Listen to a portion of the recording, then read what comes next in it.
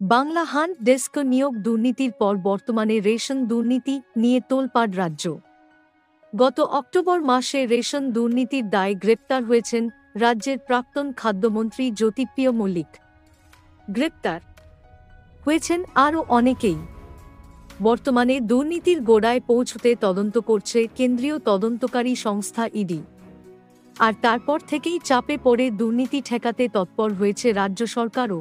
এর আগে বহুবার রাজ্যে ভুয়ো রেশন কার্ড নিয়ে তথ্য সামনে উঠে আসে, প্রচারিত হয় একাধিক সংবাদ মাধ্যমেও। এরপরই নলেজডে বসে রাজ্য। প্রায় বছরখানেক আগেই ভুয়ো কার্ড চিহ্নিত করার প্রক্রিয়া শুরু হয়েছিল। বিভিন্ন ক্ষেত্রে আধার লিঙ্ক করার পদ্ধতিকে মান্যতা দিয়ে বিপুল সংখ্যক ভুয়ো রেশন কার্ড বাতিল হয়েছে। পরিসংখ্যান অনুযায়ী প্রায় 2 কোটি ভুয়ো রেশন কার্ড বাতিল করেছে রাজ্য। আর এবার আরও বড় পদক্ষেপ।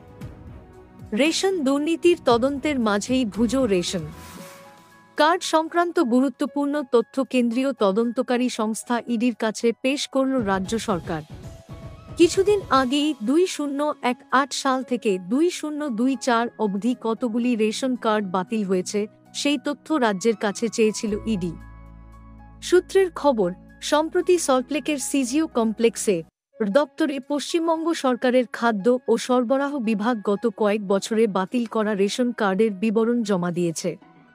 ইডি সূত্রে জানা গিয়েছে, রেশন বণ্টন দুর্নীতির তদন্তে নেমে প্রচুর পরিমাণে ভুয়ো রেশন কার্ডের তথ্য তাদের হাতে এসেছে।